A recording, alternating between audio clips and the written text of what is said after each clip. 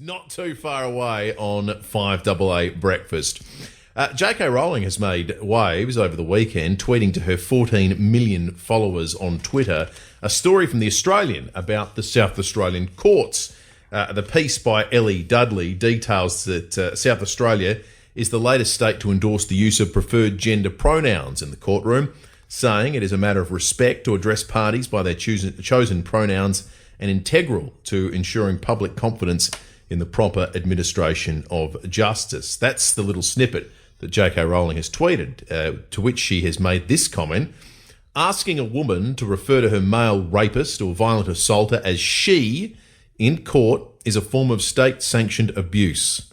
Female victims of male violence are further traumatised by being forced to speak a lie.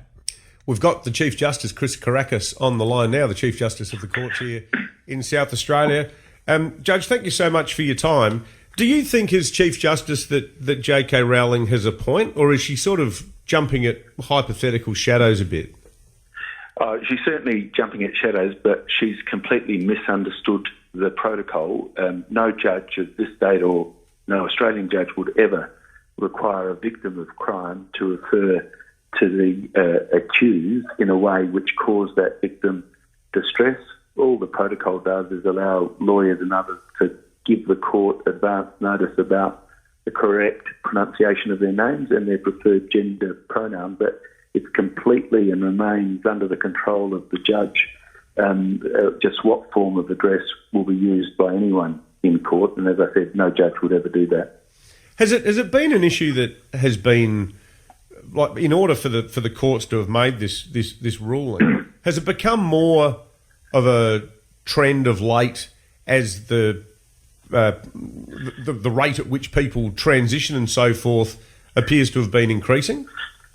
Yeah, it does reflect that. The protocol actually has its genesis in a council set up by the Council of Chief Justices of Australia. So this is an Australia-wide protocol to recognise, one, both the multicultural nature of Australia in terms of pronunciation of names, but also that increasing tendency for people to choose gender and how they wish to be referred to. It's a matter of just according people respect. But as I say, judges retain control of it.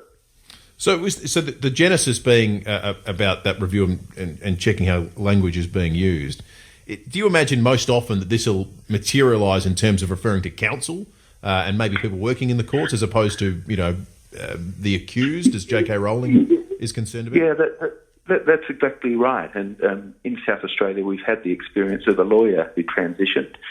We didn't have a protocol for the lawyer to inform the courts.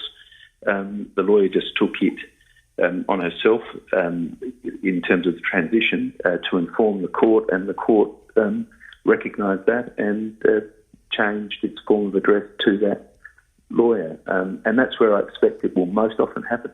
I should also say this, that I'm struggling to think of any case in which a person who was transgender or even transvestite or who claimed to be so was charged with the rape of a woman.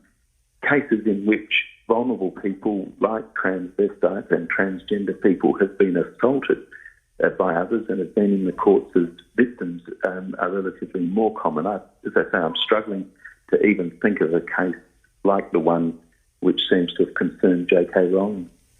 Yeah, well, actually, it's funny you say that, Chief Justice, because I can remember as a kid reporter on the Tiser covering a murder in Ville Gardens, which involved a homeless Indigenous man who was a transvestite, and he was bashed in a hate crime. So it's more the other way around, isn't it? Yeah, that's right. Two things that really concern me. I mean, we should be concerned about the violence against all vulnerable and marginalised people, and I'm disappointed that because of the particular interest of an international personality, we've missed the main thrust of this, which is correct pronunciation, of names, something which I, naturally enough, feel strongly about. Mm-hmm. And for her to have singled out SA seems to misunderstand. Like, we're not unique as a jurisdiction, are we? Like you were saying at the start, this is a national thing in all the courts across the country now. Yeah, that's exactly right. I suspect it's because the news picked it up. South Australia's change for the first time and reported on it and this made Fox News in the States, and maybe that's how it was picked up. I can say this: I do miss Nigel Hunt. What are the pronunciation change things that you say were the sort of the main thrust of this?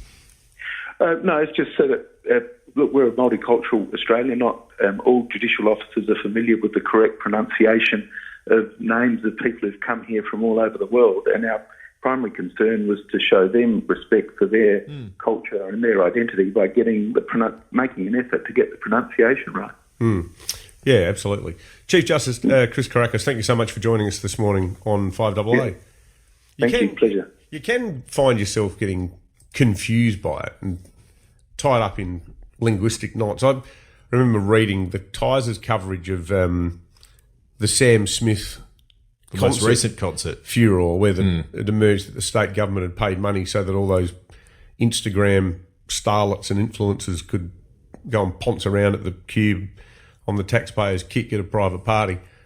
But Sam Smith is a they. And reading the coverage, I was thinking, what's going on here? It's their concert, and they said, and thinking, how many concerts has the Malinowskis government funded here?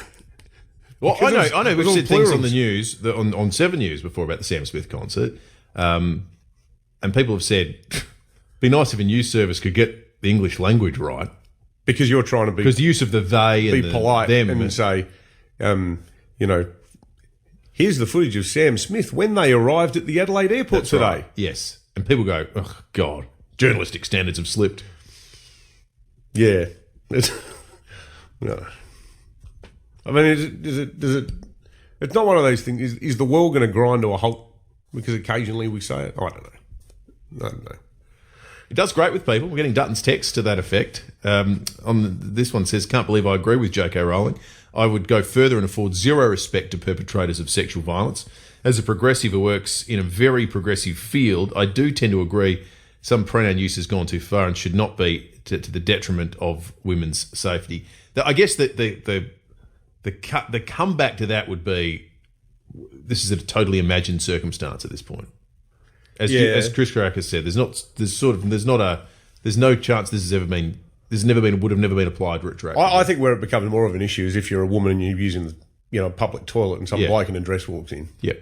Or women's prisons. And I probably shouldn't say bloke in a dress, but as a woman, I reckon that's... But they're practical. They're not use of language, aren't they? They're practical examples of this. Yeah. Not... Well, I did some record shopping yesterday, and I saw this guy walking down the street wearing a tutu and just making the world's least successful fist of transitioning, And if they, she, him, whatever, if I was a woman using a public toilet and that person arrives, I'd be somewhat taken aback. That's the sort of real life thing where it does get a bit that's where I think those things creepy. are potentially more worthy of discussion. Yeah, for sure. 13.9. Let's check traffic and come back with more in just a moment. David Penberthy and Will Goodings, 6 to 9, 5AA Breakfast.